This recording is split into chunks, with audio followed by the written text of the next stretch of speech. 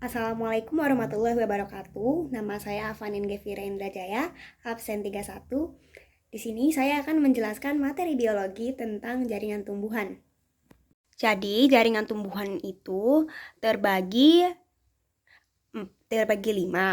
Nah, ada kata kuncinya nih, yaitu Meri dan Epi pakai penyokongku. Yang pertama Meri itu adalah meristem. Lalu Epi, epidermis, pakai itu parenkim, penyokong, lalu ku adalah pengangkut. Pertama, saya akan menjelaskan meristem. Apa itu meristem? Jadi, meristem memiliki beberapa ciri-ciri. Meristem itu sel-sel yang aktif membelah dan sel-selnya hidup. Meristem itu ukurannya kecil dan sama. Nah, berdasarkan posisinya nih. Yang pertama ada meristem epikal. Meristem epikal itu dia arahnya ke ujung. Jadi kalau meristem epikal itu arahnya vertikal. Sedangkan kalau meristem lateral dia arahnya ke samping, yaitu horizontal. Lalu ada meristem interkalar, yaitu ruas atau nodus. Nah, ternyata selain berdasarkan posisinya, meristem juga memiliki berdasarkan asal-usulnya. Jadi, kalau meristem primer itu tuh lanjutannya dari meristem apikal. Jadi, kalau meristem primer itu sama juga dia ke horizontal. Lalu, meristem sekunder. Meristem sekunder itu setelah meristem primer, yaitu meristem diferensiasi. Diferensiasi itu disebutnya kambium. Jadi kalau misal meristem sekunder itu lanjutan dari meristem lateral. Lalu yang kedua ada epidermis. Epi itu kan artinya luar, maksudnya letaknya di luar. Nah, kalau dia letaknya di luar, sudah pasti dia bertujuan sebagai pelindung. Karena dia sebagai pelindung, maka dia punya jaringan yang kokoh.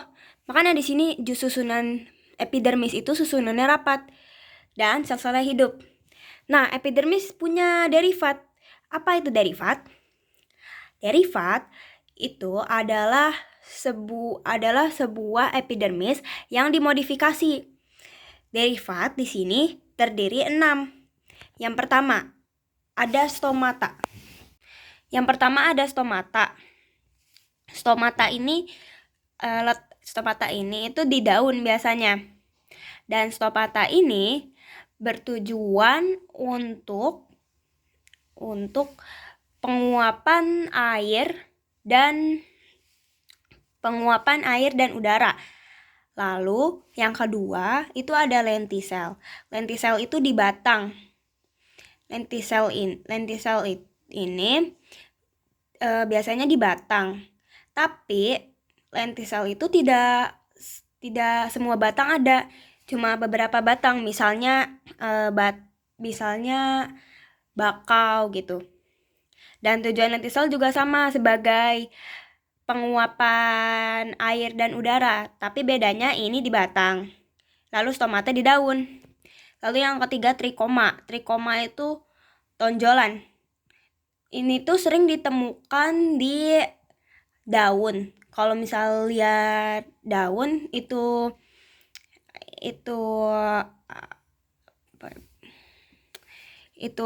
apa sih? Daunnya kasar. Nah, itu karena dia punya trikomata atau tonjolan. Dia memakai derivat trikomata. Lalu kutikula. Kutikula itu bentuknya seperti sel lilin.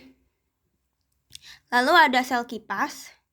Sel kipas itu gulungan dan biasanya itu seperti bulu-bulu.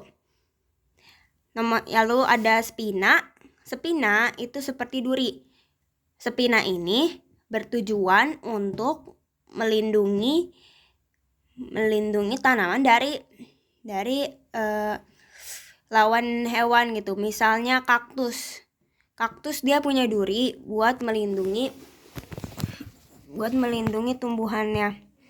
Oh ya, fungsi dari nomor 3, 4 dan 5 itu bertujuan untuk transparasi. Lalu ada pakai atau parenkim.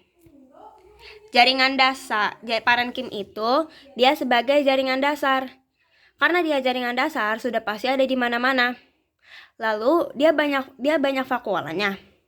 Karena vakuolanya banyak, sudah pasti ukurannya besar. Semakin banyak vakuolanya, semakin besar ukurannya. Dan ruang antar selnya tidak rapat. Nah, ini ada 4 jenis parenkim. Yang pertama ada klorenkim. Klorenkim terdiri 2, yaitu parenkim palisade dan parenkim vepons. Yang kedua ada erenkim. Erenkim itu dia biasanya di udara. Menyimpan udara maksudnya.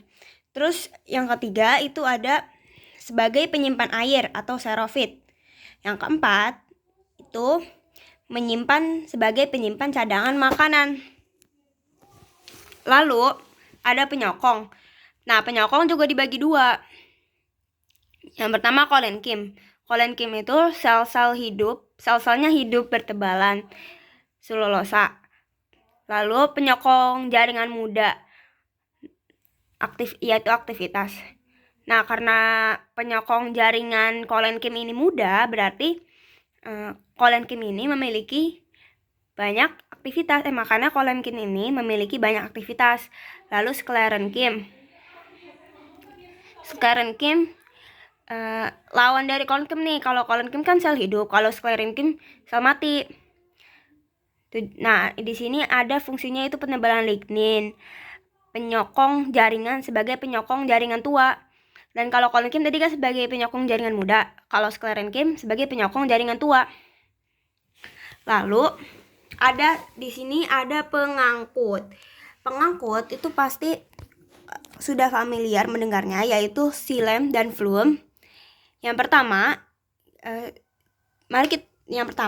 fungsi-fungsi xilem. Fungsi-fungsi xilem itu apa? Fungsi-fungsi xilem itu bertujuan untuk mengangkut air, unsur hara. Lalu ciri-cirinya itu di trakea, serabut xilem, parenkim xilem.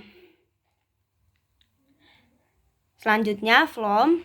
Phloem itu bertujuan untuk fotosintesis. Lalu tapis. Phloem juga bisa sebagai sel penggiring. Dan parenkim phloem. Nah, jadi pengangkut itu punya tipe-tipe berkas pengangkut.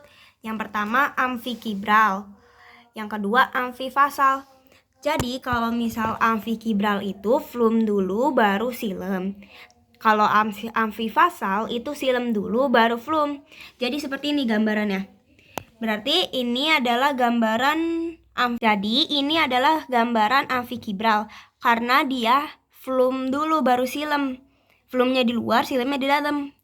Lalu ini adalah amfifasal karena dia xilem dulu di luar baru phloem di dalam. Nih, xilem baru phloem. Seperti itu.